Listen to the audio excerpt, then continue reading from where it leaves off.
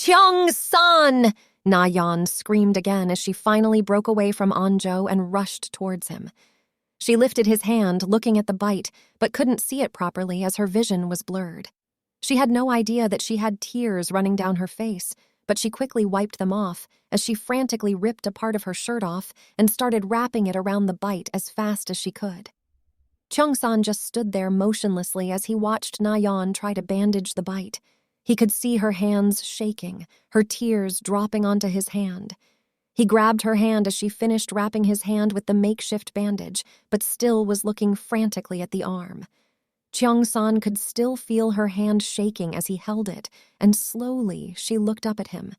He could see her tear-streaked face, eyes full of so much fear. He had seen her look scared and afraid before, but this was completely different.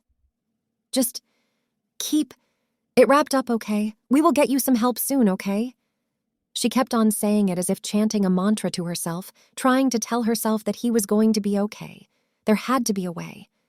They were staring at each other, eyes unwavering, as Cheong-san raised his hand and held her cheek. Looks like you're going to make it. He knew he had to be quick, because he could already guess that he was going to turn. There was no other way. No, we can make it together. We will be okay. He shook his head as he reached over to his chest and ripped off his name tag. She watched him ripping it off as he held it out to her, and she was confused for a moment before she remembered. Na-Yeon had seen people do this for their crushes and girls they wanted to go out with.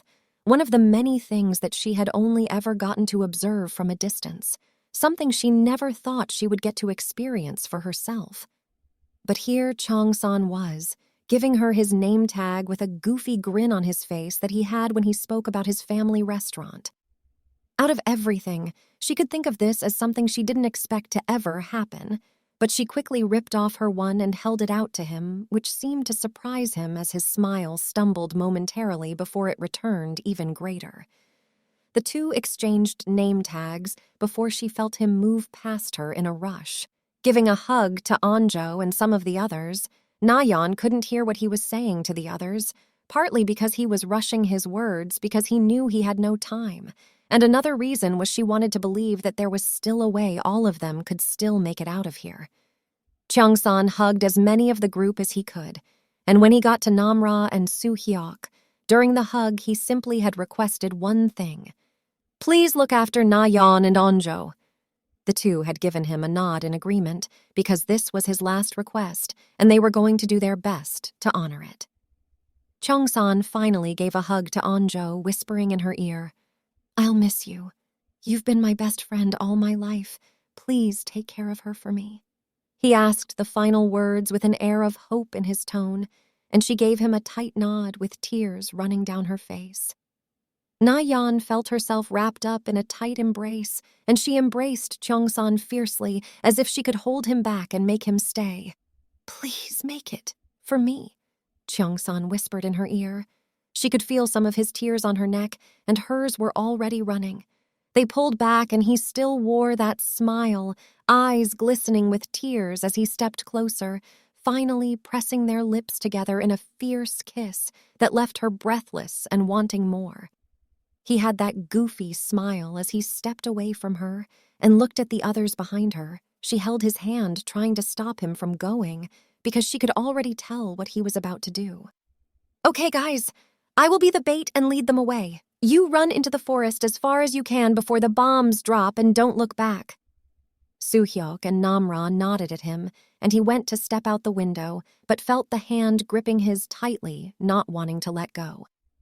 He looked at Na-Yeon one last time and gave her a final kiss that seemed to shock her as he broke off his grip with a smile on his face and rushed into the building. Only moments later, they heard him screaming, I am the happiest man in the world, as he ran through the building with the zombies chasing after him. I like you, Na-Yeon. I wish I had known you before this. Come on! They heard him shouting out more declarations for Na-Yeon as his voice started to disappear into the distance. Anjo and the others had rushed to stop Na-Yeon when she had made an attempt to most likely chase after him. Let me go. I can help him, she had said weakly, even still fighting their grip. Do you want his sacrifice to be in vain? Anjo had asked, doing her best to hold the girl from chasing after her childhood friend.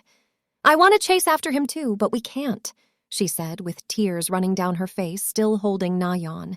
He would want us to make it, no matter how much we want to help him. Na-Yeon's fighting ceased, but Anjo stood there with her arms still wrapped around the girl to see if she still decided to try anything. But she didn't, and just hung her head defeated. We should go now, Namra had said immediately after, and they knew what that meant. They had to run as fast as they could for the forest. Guinam, who had been slowly recovering, heard screaming and turned to see what was causing all that noise. He was surprised and happy when he saw a screaming Cheong-san with hordes of zombies chasing after him. The bully got up and started joining the hordes in chasing him, because if anyone was going to kill Cheong-san, it was going to be him.